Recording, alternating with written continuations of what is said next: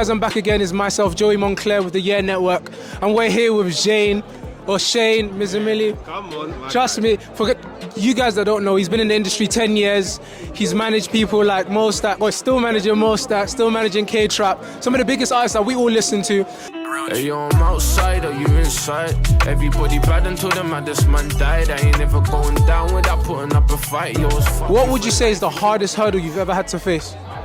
Ooh, the hardest hurdle I've ever had to face. Do you know what? One of the things, right, with MoStack, he's autistic, right? Yeah. So I had to study autism to be able to learn how to communicate with him. Yeah. But once you get to understand the artist, you're able to then understand and be putting him in situations where he can flourish. You know, because what an A and B conversation with me and you, he has Z. Yeah, you know what I'm trying to say. So I wouldn't say that's the hardest, but that's like one of the first things that came to my head. You've had to like study the person and study what they're going through as well. So you've also had to put yourself in their shoes, so to speak. I know you sold out the Pop Brixton with MoStack.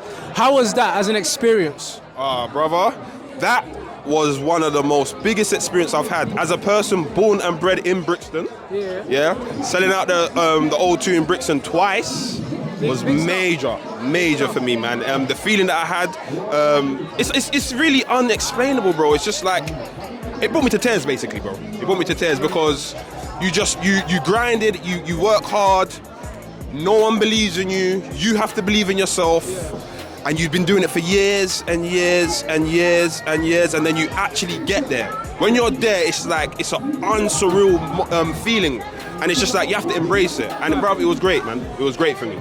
All right, cool. Last question. So obviously, I know as a manager, you've probably come across a couple artists. Who did you have the chance to like work with that you didn't, and you regret not working with? When I was growing up in the industry, right, about 10 years ago, starting out, I had an opportunity to work with Stormzy. Oh, big one. Yeah.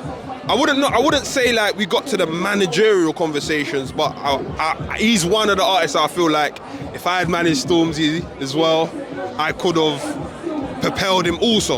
You know what I'm trying to say? Because he's done fantastic things right now. Him and his manager Toby, but he's one of the artists that I felt like Ross slipped away from me. Definitely. But he's gone on to do great things. That's my guy. Stormzy, big up himself. #Murky. You know what I'm saying? You've been in the industry a long time.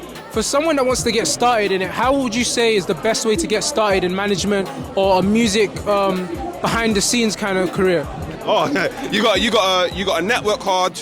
You got to go to places. You got to meet people. You got to connect. This is a people industry. You can't sit behind your laptop and just try and connect the dots. You actually got to find out events like this. You know what I'm trying to say? You got to come here. You got to introduce yourself to people. Go to music. Go to studio sessions.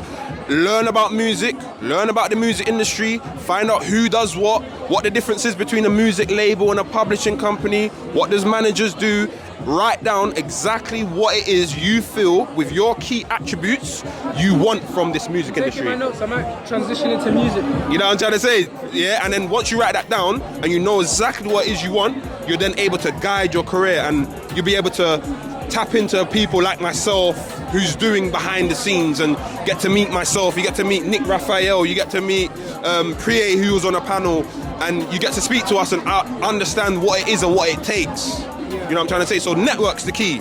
Self-belief is the key as well. And surround yourself with talented individuals, man. Surround yourself with talented and positive people. You know what I'm trying to say? And that's the key things for me, man.